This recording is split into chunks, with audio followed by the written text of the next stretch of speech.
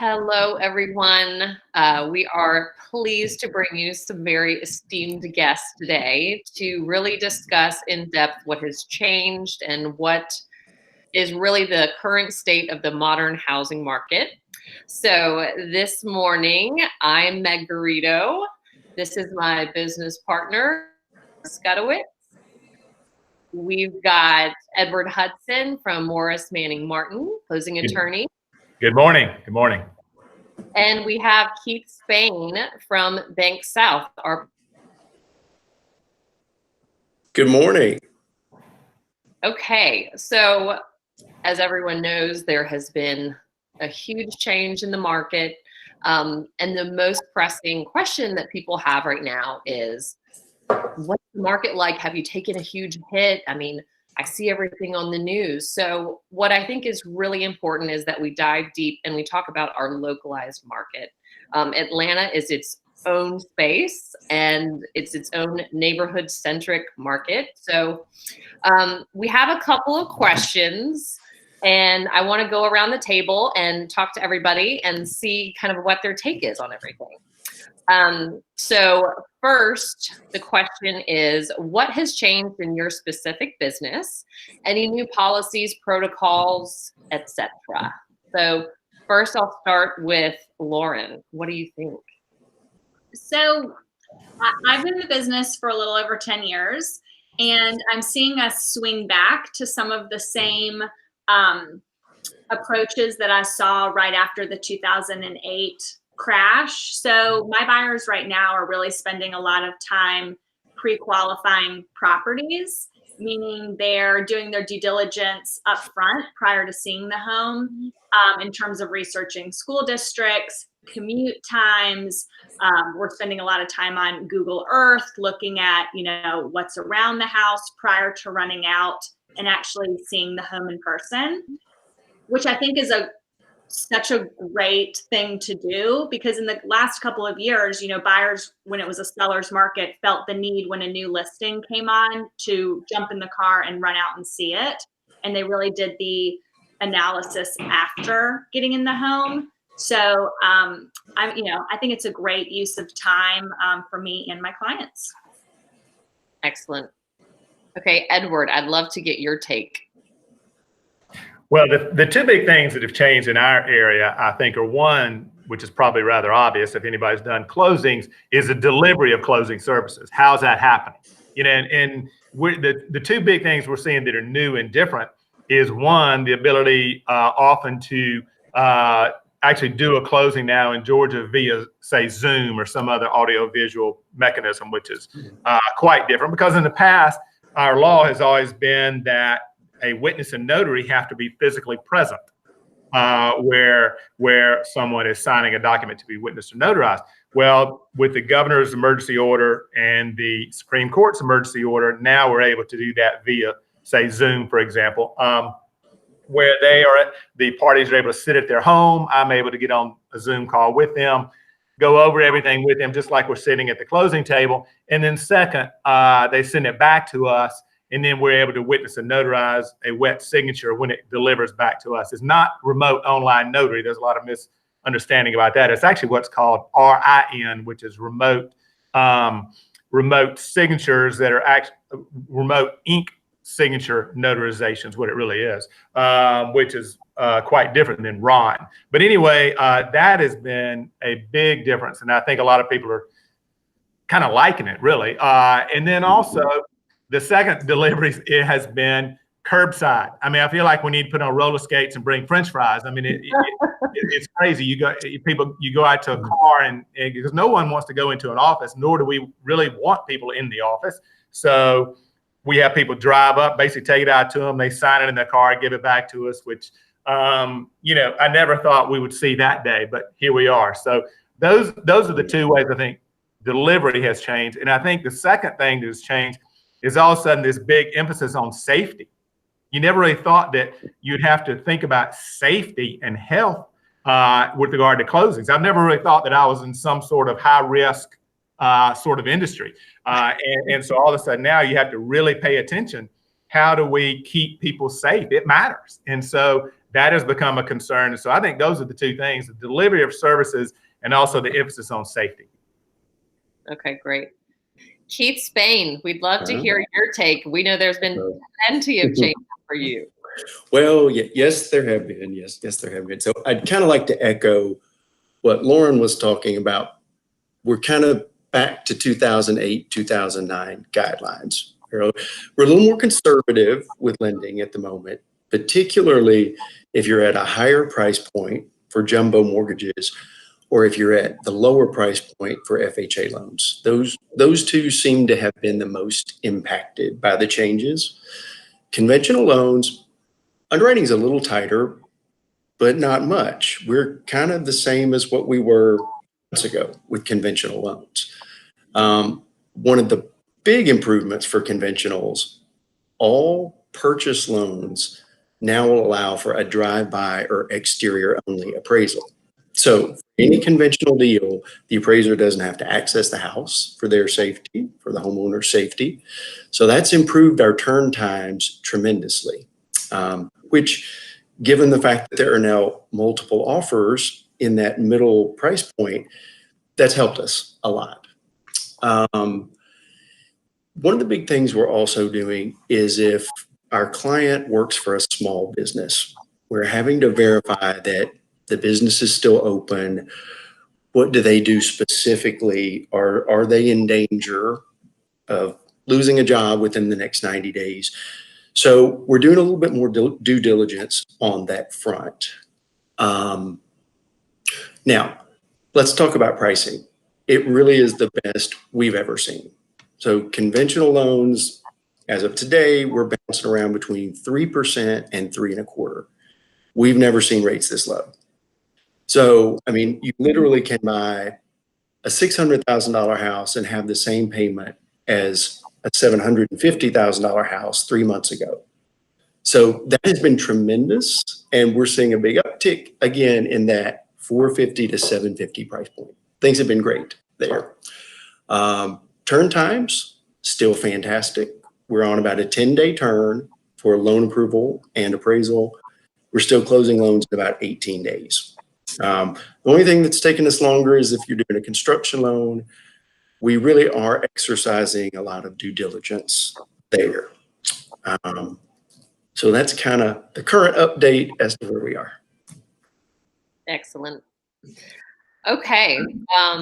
The one thing I would say for me in my business is first and foremost, laying the groundwork and really communicating so heavily with all of my clients, my buyers, my sellers, and what they can expect in the current market. And the biggest thing that I've changed for sellers would be a strong vetting process to ensure their safety, right? So we've got plenty of protocols in place, wiping down all the light fixtures, wiping down all the handles, ensuring all the lights are on, ensuring all the doors are open. So there's a no-touch policy for anyone who comes in the door.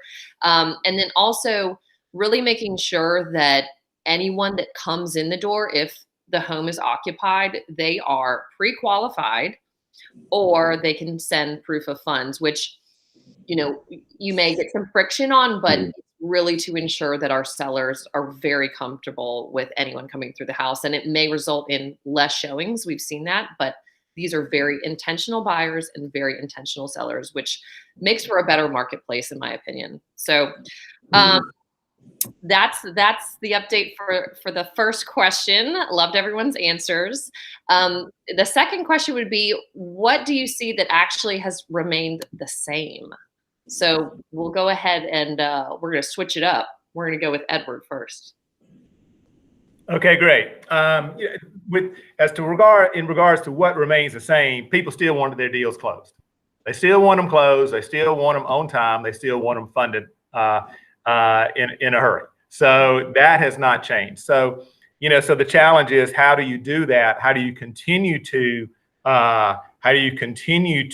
get people's deals done in a timely fashion, and at the same time, like we mentioned earlier, do it in a safe way? How do you do that? So that's really the challenge, because the desire is still the same. It's just a matter of how you do it safely. And I'm finding that it can be done. It just takes a little more planning up front kind of similar to things all three of you are talking about. It's more upfront planning. It's more upfront communication, making sure we all kind of have a plan. Okay, how's this going to work? What are we going to do? How's this going to go?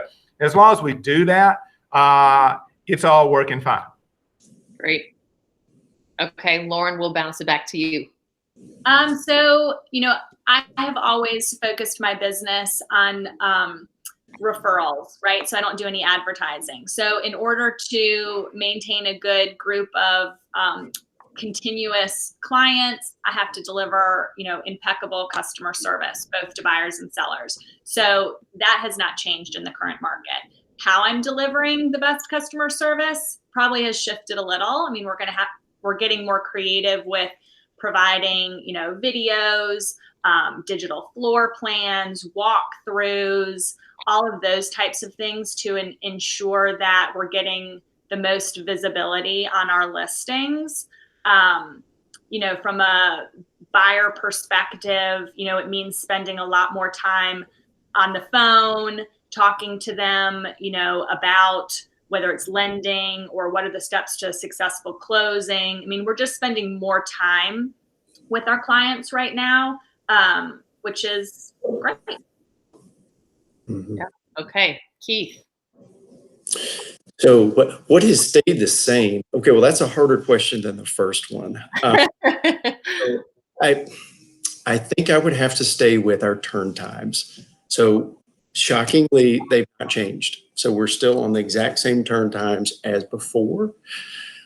Other than that, I think I'll have to stick with, we've had those changes from earlier. That's about the only thing that has stayed the same in mortgage lending right now.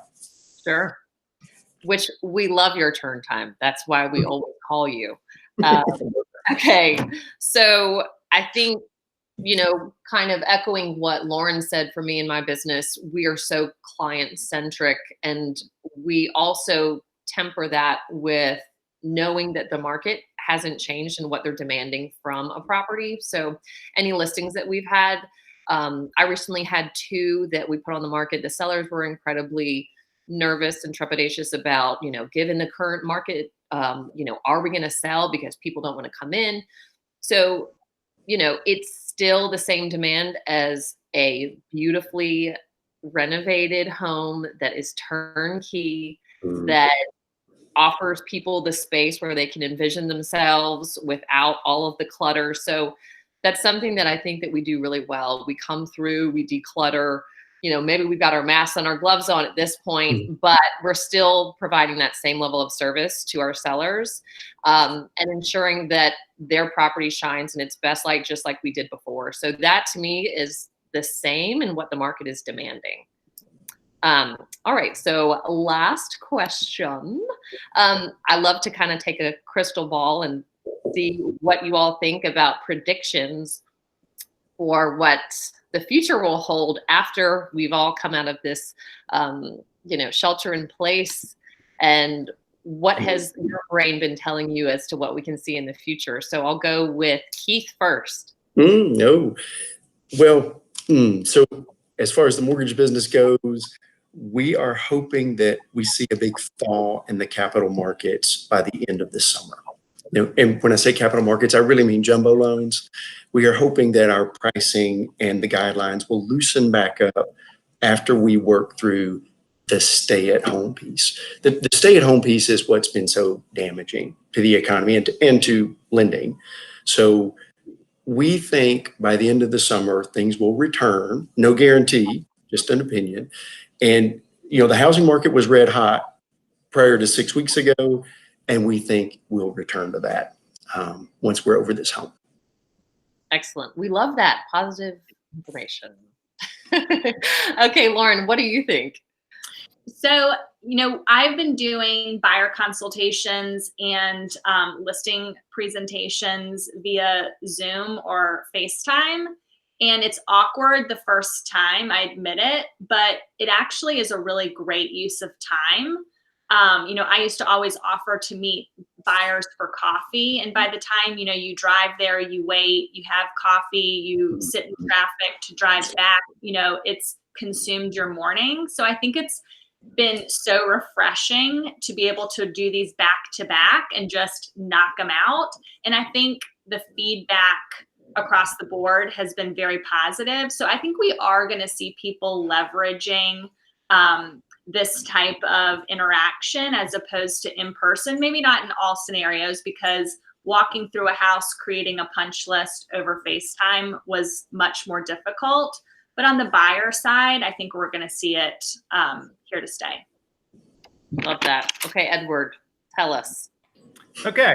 I mean, I would echo a good bit of what Keith said and a good bit of what Lauren said, because number one, I do think the market will come back. How long is that? I don't know. I mean, Keith said a couple of months. I hope that's the case. I really don't know. But I do think it will come back. And you think about the factors, at least that in my simple brain look at to predict the market. I look at interest rates and job growth. Well, of course, we've had big downturns in jobs right now, but I think once those jobs start coming back, as long as rates are good, I think you'll see a really good, healthy market coming back. And I think that's what we all need to be looking for. And then I would say, piggybacking on what Lauren said, I believe that the electronic changes that we've seen both on the realtor side, the lender side, as well as in our closing delivery, they're here to stay. They are not going away.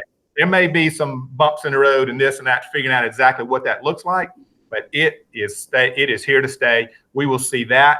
And so because of that, what does it mean for all of us and people in our industries? It's going to mean those of us who are able to figure out how to deliver quality services and a premium experience through those vehicles are going to be able to capture a much bigger part of the market share that's out there and going to grow our business far more by using those tools. Just like Lauren said, instead of going to the coffee shop and taking up a good bit of time, all of a sudden, boom, you're having 3 or 4 meetings audio visually, and you've hit 4 clients as opposed to 1. So I think that the people who are able to figure that out, it's going to make a big difference, and that's going to include on our side as well. I don't think there'll be as much emphasis on the big conference room table with a big bowl of candy as it will be how can we deliver this electronically and make it out. And I think that's what we're going to see. But we love those snacks at the closing. You understand. So the question will be, how do we deliver those remotely? We'll have a carrier pigeon drop them. Yeah. No, it's going to be a drone. It's going to be a drone. We're going to have drones deliver candy to you at your house right before you do your Zoom closing. Bring your documents and your candy. And maybe even a bottle of water. You never know. Hey, I like that.